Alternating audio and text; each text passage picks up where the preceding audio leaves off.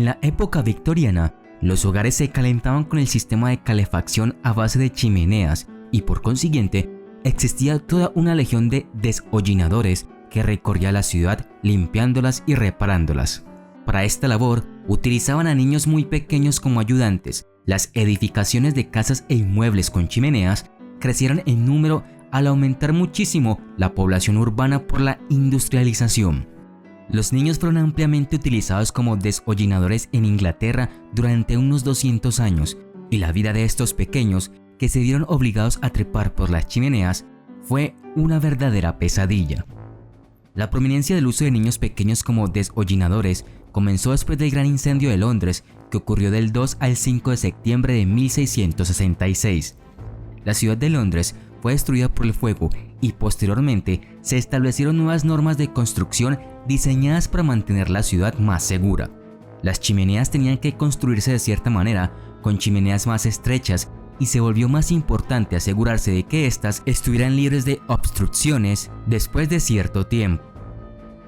Los maestros deshollinadores mantuvieron regularmente entre 2 y 20 niños, dependiendo de cuántos pudieran usar para su negocio. Por cada niño, el gobierno pagaba al maestro 3 o 4 libras cuando se firmaba un acuerdo de aprendizaje. Tradicionalmente, un maestro deshollinador compraba a un niño pequeño de sus padres asolados por la pobreza. En esos casos, el maestro tomaba al niño directamente de los padres y les pagaba unos chelines. Si bien esto también se llamó aprendizaje, los padres muchas veces nunca volvieron a ver al niño o sabían si había sobrevivido. También provenían de asilos. A estos niños se les llamaba aprendiz. Pero lo que realmente ocurrió fue que el niño se convirtió en esencia en un esclavo que no tenía una oportunidad real de avanzar en la vida. Los niños que trabajaban como deshollinadores rara vez vivían más allá de la mediana edad. La mayoría de la gente asume que tanto el maestro como los niños aprendices siempre fueron hombres. Este no fue el caso. Muchas niñas también escalaban chimeneas y si sobrevivían hasta la edad adulta, al igual que los niños, algunas de ellas se convertían en jornaleras en su adolescencia y finalmente también en maestras deshollinadoras. O por el contrario, los echaban de la casa del maestro deshollinador sin dinero, deformados y cubiertos de hollín. Si los arrojaban a las calles, nadie estaba interesado en contratarlos, ni siquiera para trabajos pesados, porque sus piernas, brazos y espalda deformados los hacían parecer débiles. Así que los niños, a los que no se les permitía convertirse en oficiales o maestros deshollinadores, a menudo se convertían en delincuentes menores. Se dice que la edad ideal para que un deshollinador comenzara a trabajar era a los 6 años, pero a veces se usaba a partir de los 4 años. A la mayoría de los maestros no les gustaban los menores de 6 años porque se consideraba que eran demasiado débiles para escalar chimeneas altas o trabajar muchas horas y morirían con demasiada facilidad. Pero tomados a los 6 años eran pequeños y podían mantenerse así con una mala alimentación, lo suficientemente fuertes para trabajar y no tan propensos a morir. El niño subía por la chimenea con la espalda, los codos y las rodillas.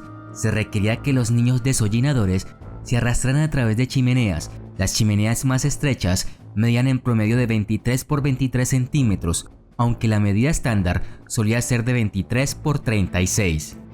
Usaría un cepillo sobre su cabeza para quitar el hollín. El hollín caería sobre él.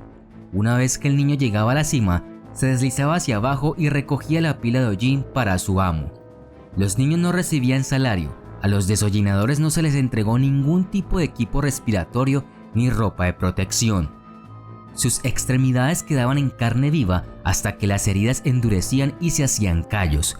Una vez cicatrizadas, los desplazamientos en la chimenea eran menos dolorosos. Por lo general, limpiaban entre 4 y 5 chimeneas cada día. Cuando un niño, ya sea por miedo o porque se cansaba y no quería subir más, se aplicaban métodos terroríficos.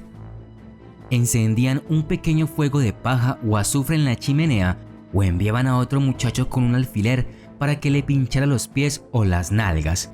En muchas ocasiones quedaban atascados y podían pasar horas hasta que eran rescatados con una cuerda o por otro de los aprendices. Se dieron casos más difíciles, pues había que agujerear la chimenea para poder extraerlos, vivos o muertos. Algunos niños fueron tratados bien según los estándares de la época, con comida decente, baños semanales, una muda extra de ropa y zapatos, y fueron llevados a la iglesia con regularidad. En el campo y en las ciudades más pequeñas eran en general mejor tratados. En Londres y otras ciudades más grandes, a los aprendices de desollinador generalmente les iba peor, no solo porque la competencia era más fuerte, sino porque las chimeneas eran más pequeñas y altas.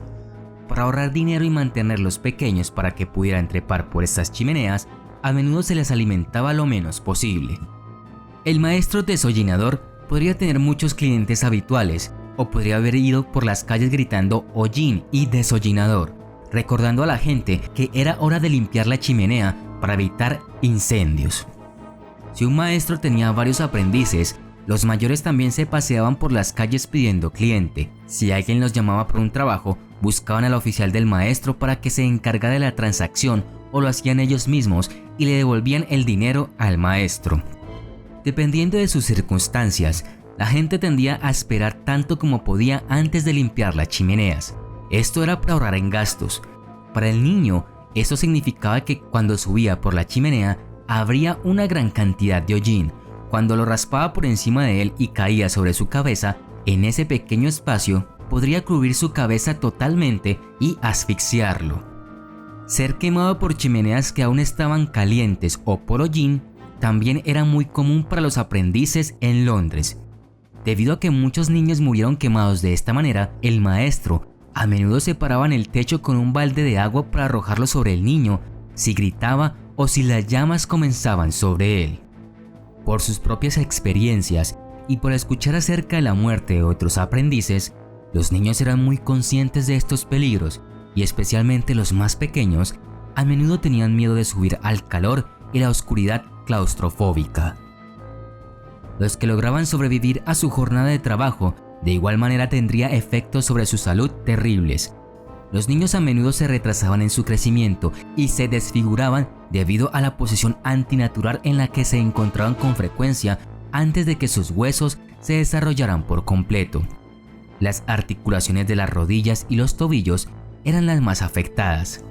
Los pulmones de los niños se enfermaban y tenían dolor crónico en los ojos, incluida algo de ceguera debido a las constantes partículas de hollín en sus ojos. La primera forma registrada de cáncer industrial fue exclusiva de los desollinadores.